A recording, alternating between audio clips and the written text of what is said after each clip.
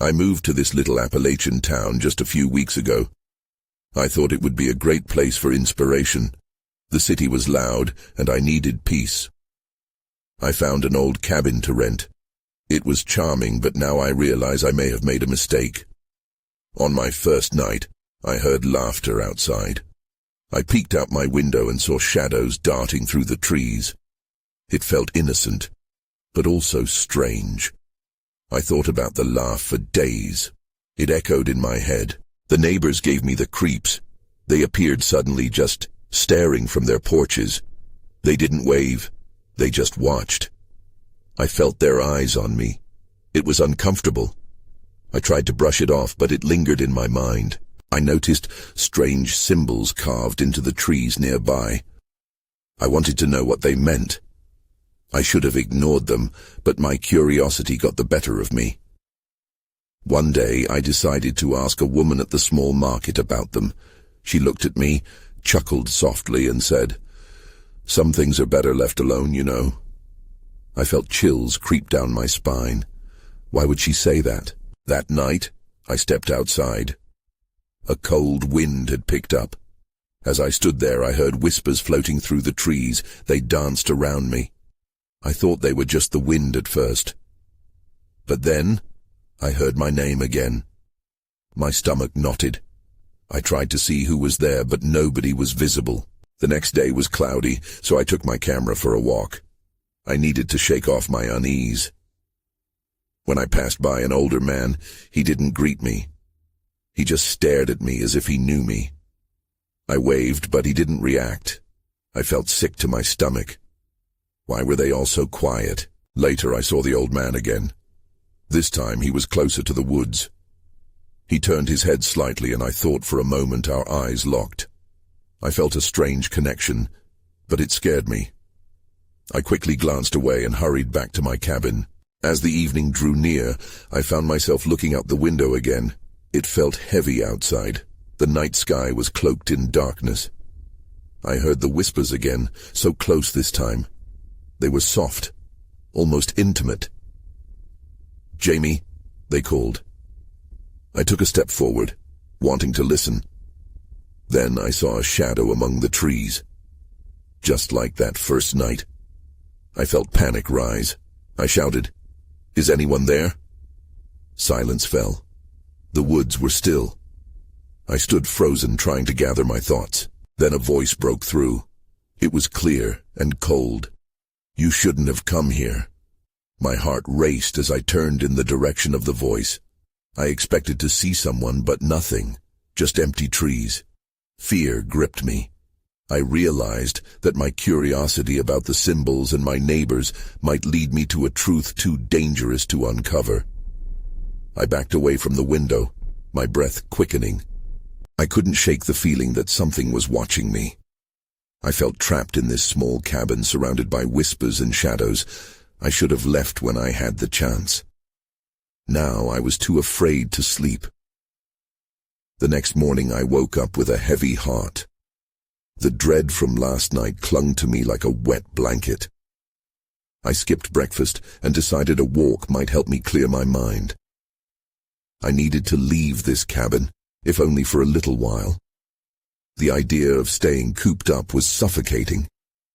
I made my way into the woods, hoping that the trees would offer some comfort instead of fear. The air was thick and damp, and with every step, I felt the isolation closing in around me.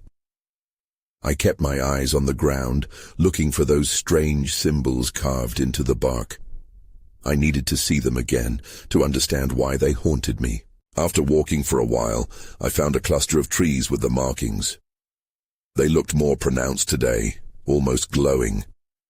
I reached out to touch one, but pulled my hand back. What was I thinking? It felt wrong. I stood there staring at them when a twig snapped behind me. I whipped around, heart racing. A girl was standing there, just a few feet away. She looked to be around my age, her face pale and dirt-smudged. I took a step back. "Who are you?" I asked, my voice shaky. "Don't touch them," she said, her eyes wide with fear. "You shouldn't be here." "Why not?" I stammered, trying to make sense of the strange situation. She shook her head. They're forbidden. My curiosity flared. What do you mean? What's forbidden? She glanced over her shoulder like she was afraid of something. The woods, the people, everything here is wrong. You need to leave. A chill ran down my spine. What do you know about the symbols? Nothing good, she whispered. And then, before I could ask another question, she turned and ran back into the trees. I stood there, confused and frustrated. An unsettling feeling settled in my gut. Should I follow her? Maybe she had answers. But as I pondered my next move, I heard footsteps echoing through the woods, heavy and deliberate. I turned to see the old man from before. He was watching me, a serious expression etched on his face. Stay away from her, he warned, his voice low and firm. You don't know what you're getting into. Who is she? I demanded, my voice shaky. What's happening here? You need to go back to your cabin, now. His tone brooked no argument. I opened my mouth to protest, but the urgency in his eyes silenced me. I backed away slowly, scanning the woods for any sign of the girl, but she was gone. Why are you all so secretive? I shouted, hoping he would answer. But he didn't. He just stood there, rooted like an old tree, watching me until I turned and ran back the way I came.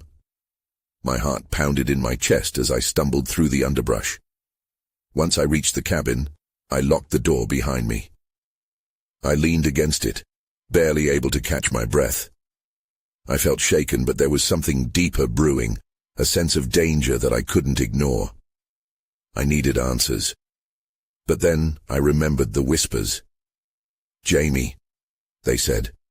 I couldn't shake them from my mind. Just as I was about to lose myself in my thoughts, I saw something out of the corner of my eye. A shadow was moving by my window. Someone was out there. My heart raced again. I took a cautious step forward, but then everything went dark. I blinked, trying to shake off the darkness that engulfed me. It felt like an eternity before I realized I had fainted, the transition from light to dark too sudden for my mind to grasp. I sat up, disoriented, heart racing and breath quickening. When my eyes adjusted, I spotted the outline of the window. The faint glow of twilight crept through, casting eerie shadows around the cabin. I could hear nothing but the sound of my own breathing, heavy and anxious. I scrambled to my feet, reaching for the door. I needed to know what was outside. As I moved closer, I caught a flicker of movement again, just beyond the glass. It was gone before I could fully process what I had seen. Then I remembered the girl. I thought about what she had said, the warnings, the urgency. You shouldn't be here. The words echoed in my mind, fueling my fear, but curiosity gnawed at me. What was she afraid of? I hesitated, my hand resting on the doorknob. I knew I should stay inside, but the pull to go outside, to discover what or who was out there, was too strong. Swallowing hard, I turned the knob and stepped outside, the cool air hitting my face. I can do this, I whispered to myself, scanning the trees that towered around the cabin. Every shadow felt alive, every sound amplified. I took a cautious step forward, barely daring to breathe. After a moment, I noticed a trail leading deeper into the woods. I hesitated again, considering my options. For all I knew, I was wandering into danger. But the girl's face lingered in my mind, her warning and the mysterious symbols. There had to be a link. With a deep breath, I decided to follow the path. The damp earth squelched under my feet as I ventured forward, drawn by a mixture of fear and determination. The symbols beckoned me, and I needed to see them again. As I walked, I couldn't shake the feeling that I was being watched. A prickling sensation crept along my spine, and I glanced back a few times, half hoping to see the girl again, but also half afraid of what else might be lurking in the dark. The trail twisted and turned, leading me to a clearing I had never seen before. My breath quickened when I spotted a stone structure in the center, half covered in vines. It looked ancient, almost ceremonial. And then I saw it. The symbols carved into the stone, identical to those on the trees. That's when I felt it. The air shifted, thickening around me. I turned, heart thumping, and there stood the girl, a few paces behind me. Her eyes were wide, almost pleading. "You shouldn't have come here," she breathed, stepping closer. But before I could respond, a chorus of whispers erupted around us, growing louder, more insistent. My vision blurred briefly, and then I saw figures emerging from the shadows, their faces obscured but their intentions clear. They were coming for us. I stumbled back, hoping to create some distance between myself and the girl, but there was nowhere to go. The shadows swirled around us, and the whispers grew louder, overlapping until they filled my mind with a cacophony of unintelligible words. Panic surged through me, and I could feel my heart racing. "Who are they?" I asked, trying to keep my voice steady. I desperately wanted her to have an answer, something to understand. "They are the Watchers," she said, her voice trembling. "Guardians of this place. They don't like outsiders. We have to go, now." I didn't need to be told twice. Frantically, I grabbed her hand, and together we turned to flee down the narrow path.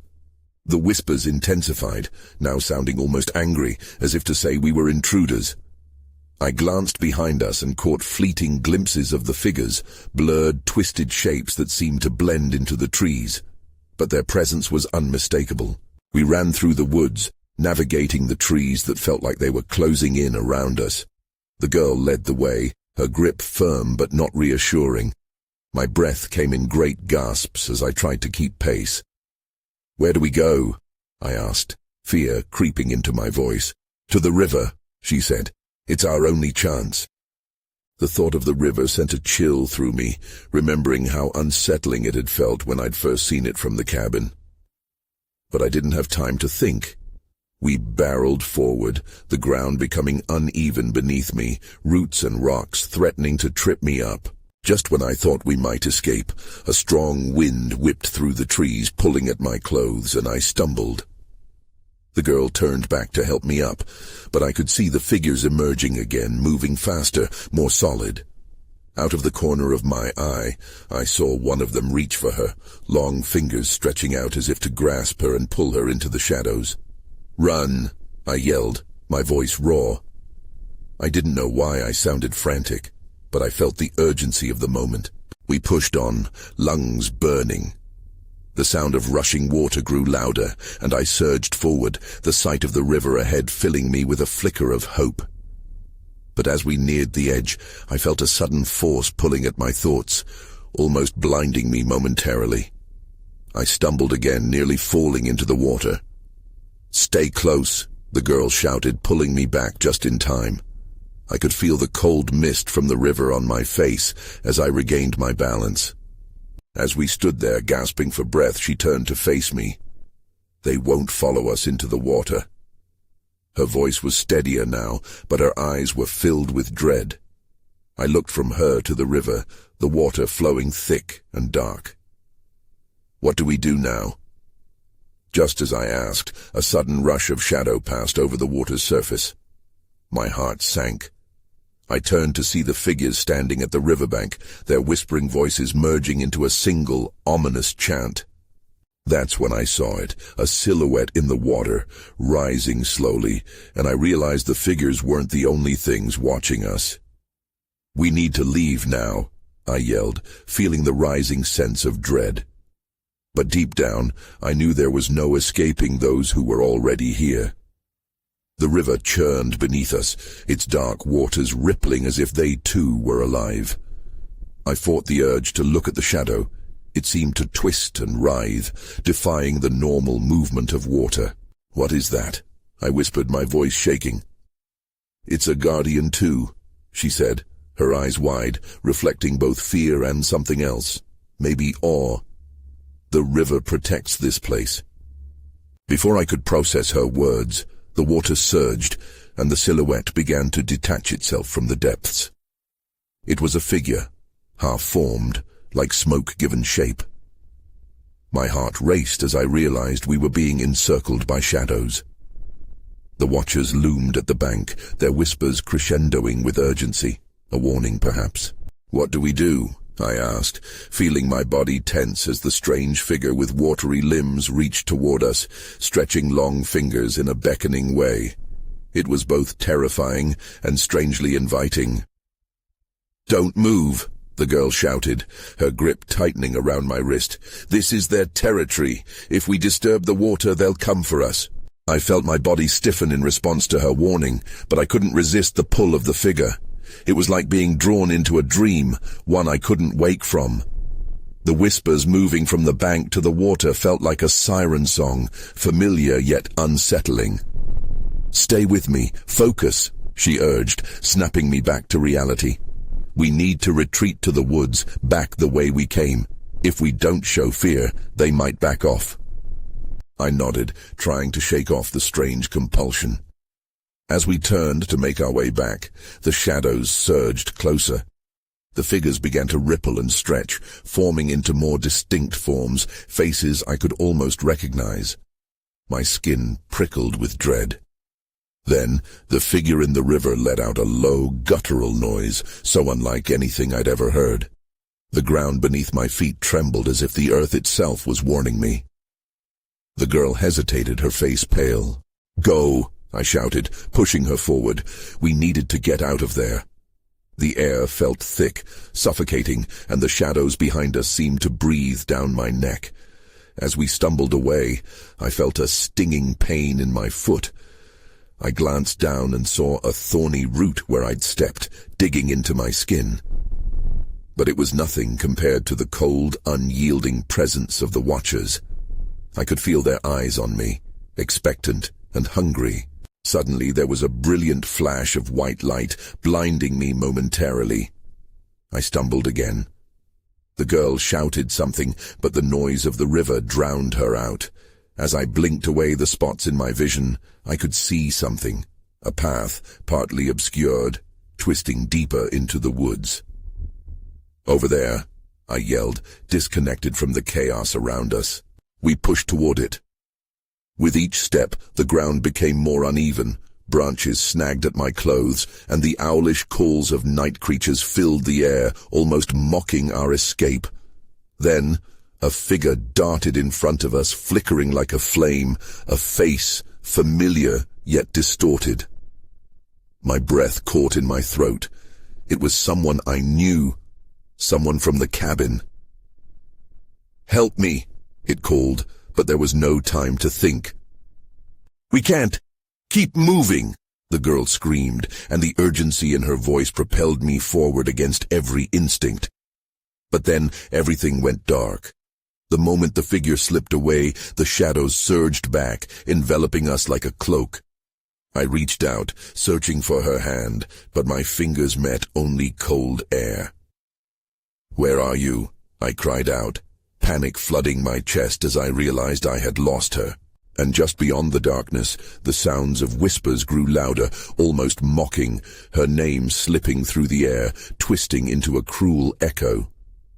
My heart raced as I stumbled through the dense darkness, the low hum of whispers growing ever closer. I could barely breathe, the cool night air feeling more like a suffocating blanket. "Just keep moving," I told myself, though dread pulsed in my chest. I had to find her. Suddenly, the whispers shifted. They lost their urgency, morphing into something more sinister, a melodic chant that slithered into my mind. I squeezed my eyes shut, desperate to block it out. Shadows danced at the edges of my vision, teasing me with flickers of movement, and then I saw it, a glowing silhouette against the dark. I froze, my instincts screaming at me to run. The figure stood there, luminous and all too familiar, fiery hair and bright eyes. It was her. But something felt wrong. The way she moved, gliding rather than walking, sent a chill down my spine. "Help me," the figure cried, but it was a hollow echo of the girl I knew. I stepped forward, my heart pounding with conflicting emotions, hope and horror. "Is that really you?" I asked, my voice trembling. "What happened? Join me." she said, her voice trailing like smoke. Her lips curled in a smile that felt both inviting and menacing. I remembered her fear moments before, the urgency in her voice, and now this. The shadows behind her flickered, their edges sharpening, surrounding her like a halo. "Stay back," I shouted, the word bursting out in a surge of panic. I took a step back, my heart pounding. Somehow I knew I couldn't trust this shimmering apparition, but it was hard not to feel drawn to it. "Don't you see? They want you to believe in the darkness," she urged, the shadows bending toward me as if they had a fishhook in my heart. "You must be stronger than that." "I have to find you," I pleaded, panic twisting my gut. "I won't leave you." Suddenly, memories flooded my mind. Her laugh, her quick smile, the way she always seemed to know what I needed. In that moment, I couldn't help but question what was real and what was not. "One way or another, you will." Before she could finish, the ground beneath me quaked violently, throwing me off balance. I stumbled to the side and the figure wavered, distorting with the shift. In an instant, I was back in the shadows, lost again. The laughter of the watchers surrounded me, thick like fog, filled with delight and malice. I took a breath, fighting the rising tide of fear. I refused to become another whisper in their chorus. I had to fight back. In that moment of clarity, I made a decision. I needed to escape this nightmare. With everything I had, I turned and bolted through the darkness, branches clawing at my clothes. The light from the river illuminated the path ahead with a ghostly glow. As I ran, the whispers seemed to grow desperate, clawing at me as if they could physically pull me back. That's when I saw it. A flicker of movement from the corner of my eye, something darting between the trees, moving against the backdrop of shadows. Was it another figure? Or had I imagined it? I hesitated, a bead of sweat rolling down my face. Whoever, or whatever was out there, I needed to know. The uncertainty gnawed at me. I steeled myself and called out, hoping against hope. "Is someone there?" The whispers fell silent, but the air felt charged, electric. My heart drummed in my chest as I waited, breathless. Would this be my salvation? Or my doom? I strained my ears, listening for a response in the stillness that followed my call. The night felt too quiet, as if the world was holding its breath. Just as doubt began to creep in, I saw a figure step into the faint glow from the river. "Who are you?" I asked, feeling both relieved and terrified. The figure was tall and cloaked, the shadows seeming to cling to him like a second skin. He pulled the hood back, revealing a face that was familiar yet distorted, as if it had been stretched and pulled by unseen forces. "You're lost," he said, his voice low and gravelly. "Where is she?" I demanded, my frustration boiling over. "What have you done to her?" "Not what I've done," he said, tilting his head slightly, eyes narrowing as he studied me. "What you're willing to do." Every instinct told me to turn away, but I stood my ground. "I won't leave without her."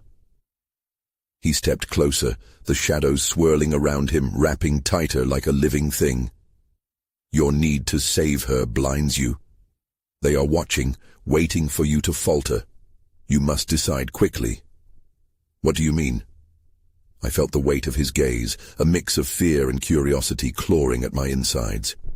"Who are they?" "They're the ones who feed on your pain," he replied, his tone somber, "and you're already in their grasp." The hair on the back of my neck prickled. I glanced over my shoulder, half expecting something to leap out from the trees. "You're lying. This is just a trick." "Is it?" He smiled, but it felt like a sneer. "What if I told you her fate depends on your willingness to confront what terrifies you most? What do you know about it?" My voice wavered, uncertainty creeping in. "Why should I trust you?" "Because you have no choice," he said, his tone suddenly urgent. "The moment you entered this forest, you entered their domain." I felt the pull of the shadows growing stronger.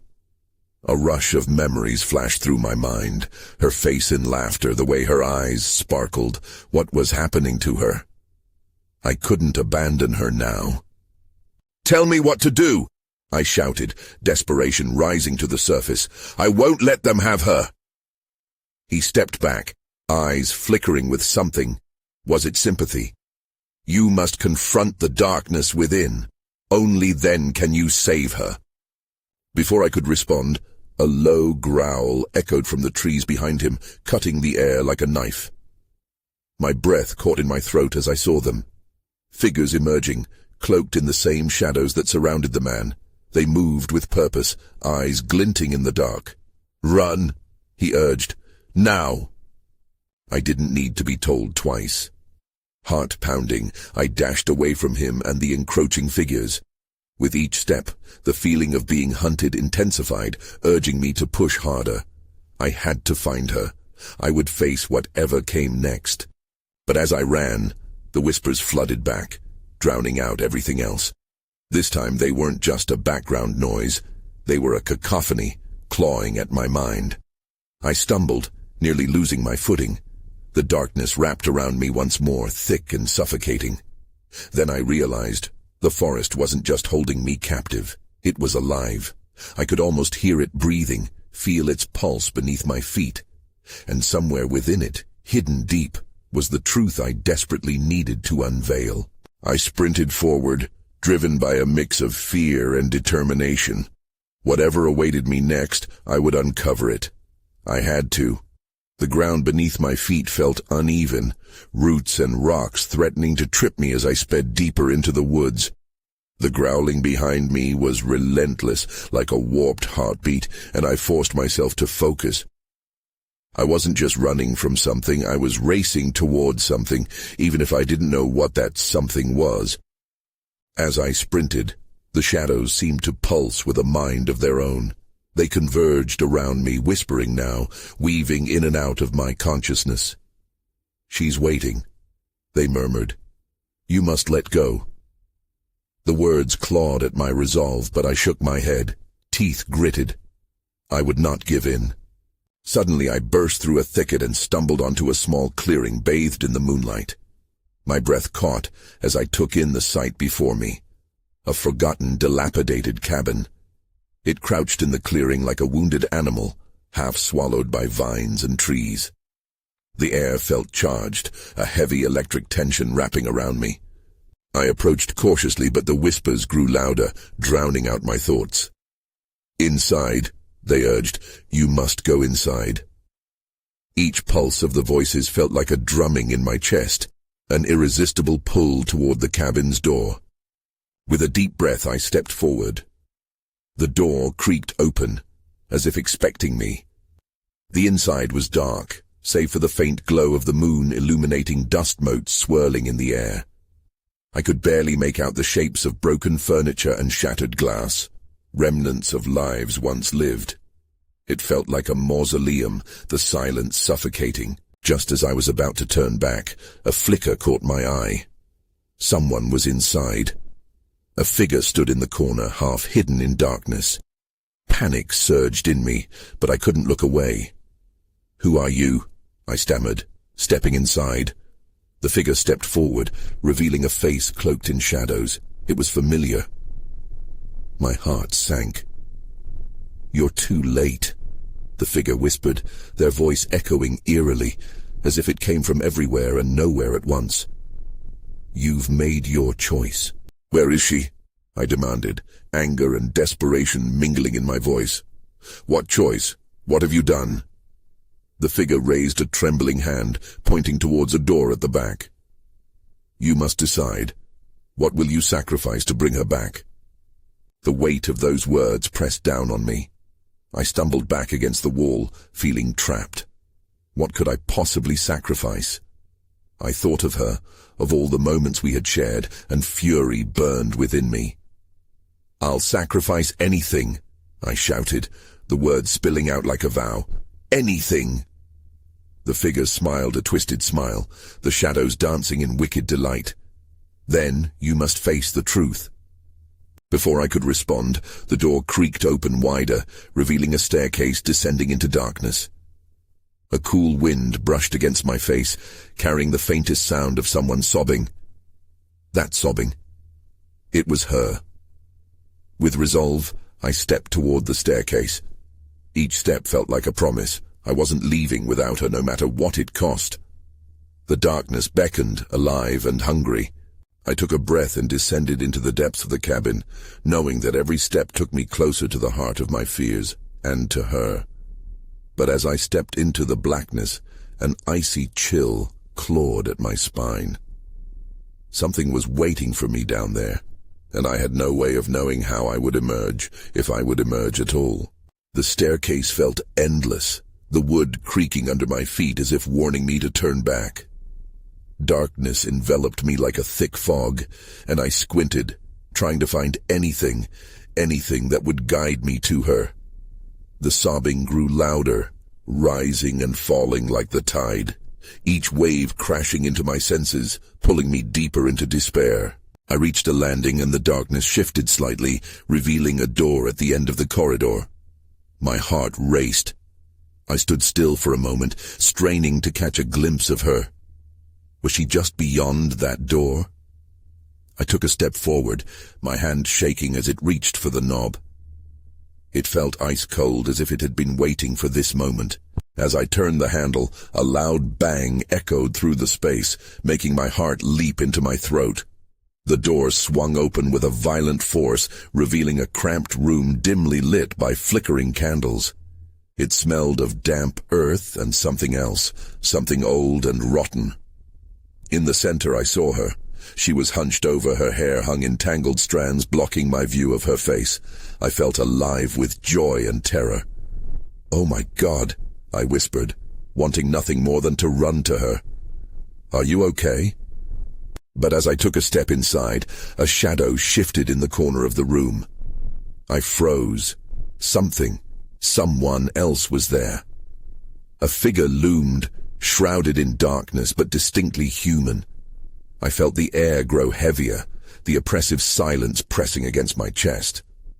"You shouldn't have come here," the figure said, their voice low and cold. "What do you want with her?" I shouted, grounding my feet. I was too close to let fear take control now.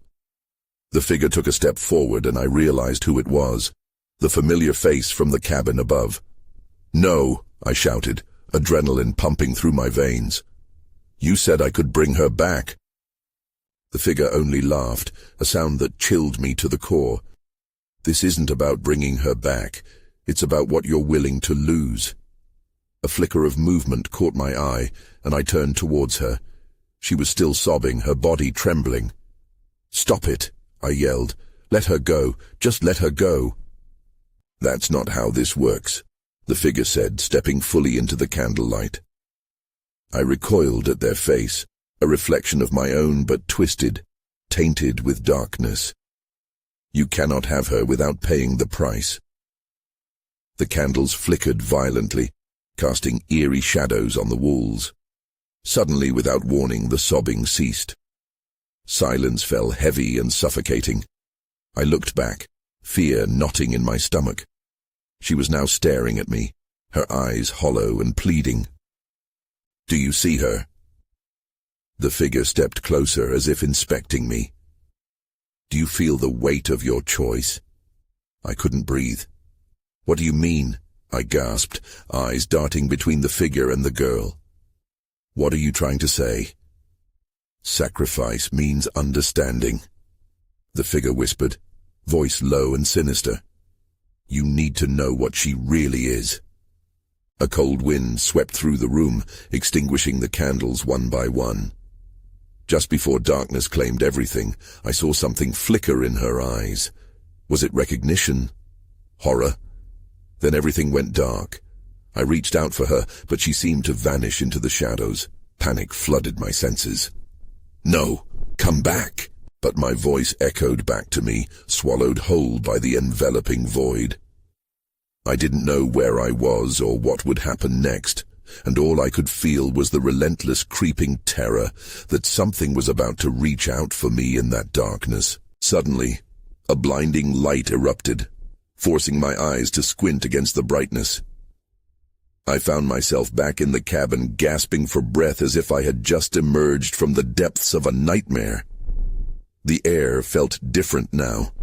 A charged silence enveloped me, heavier yet somehow less suffocating than before.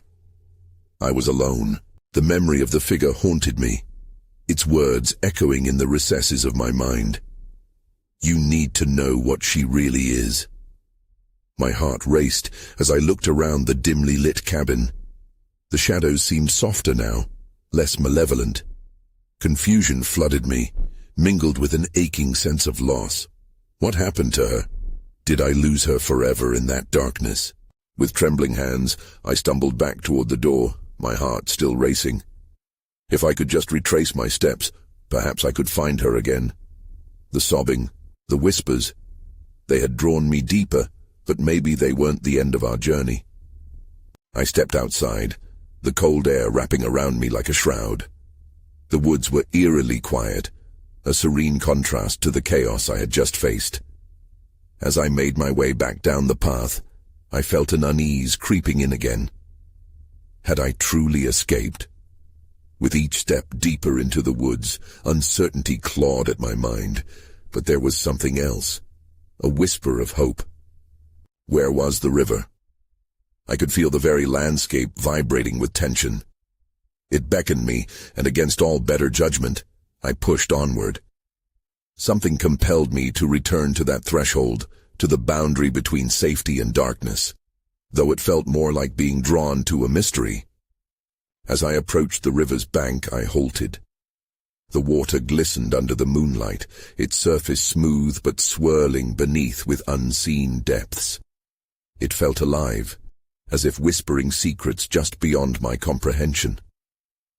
I leaned closer, anxiety bubbling to the surface, and there it was again, a presence in the darkness. Jamie, her voice, soft and haunting, wrapped around me like a breath of wind. I peered into the depths, searching for her within the current. The sense of being watched returned, invading my senses, but I wouldn't let fear paralyze me anymore. "Where are you?" I called out, desperation coloring my voice. "I'm here." The water twisted, reflecting my own fear as ripples disturbed its surface. For a moment, I thought I saw a shadow dip below the waterline, the fleeting image of her face, a fleeting promise of hope entangled in sorrow. I stepped closer, the earth beneath me shifting. "Please." Then I caught the flicker of movement, and there she was, just beneath the surface. My heart seized, pulling me forward. But the shadows surged up around the bank, and the whispers did too, a cacophony of voices, hissing warnings that sent chills down my spine. "Stay back," I heard, like a distant echo warning me of the perilous edge I teetered upon. The girl's voice? Or something else? I couldn't tell anymore. In that moment, I realized I was standing at a precipice, torn between two worlds, the light of reality and the darkness that clung to my mind. I felt the shadows tugging at me, but the pull of the river was stronger. If I leaped in, would I find her? Or would I be consumed by the very darkness I feared? "Join me." The whisper curled around me, seductive and knowing. Would I lose myself? Or was there a part of me still capable of understanding the truth? As the shapes clustered in the shadows, I felt the dread pooling in my stomach. The choice lay heavy in the air, pressing down on me like the weight of the world. "Stop," I whispered to myself, closing my eyes tightly, focusing inward. "It's just a choice." An ache of longing overcame me. I thought about what I had seen within those depths. The girl, the shadows, not enemies but part of this world woven together in a fragile tapestry of existence. I envisioned her smile, her laughter, and the bond we had formed amid chaos. "I will save you," I vowed, conviction washing over me like a fresh breath of air. Without deliberation, I stepped back from the river's edge. I would not let fear guide me into the unknown. Then a gust of wind rustled through the trees, and for a brief moment, nothing existed outside of that breath.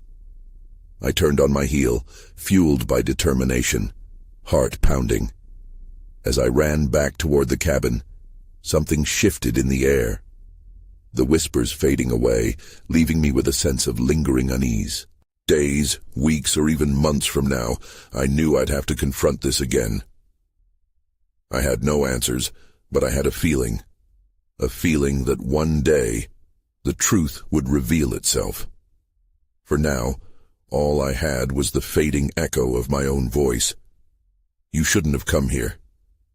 I paused on the threshold of the cabin, the last tendrils of darkness falling behind me. I would find a way back into that world, maybe even bring her with me.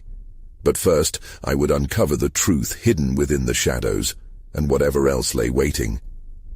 And so, as a new day broke over the horizon, painting the world with light, I stepped back into my life, knowing that it would never be the same. I'm left with unanswered questions and a lingering sense of dread, but also a flicker of hope for the mysteries ahead and for her.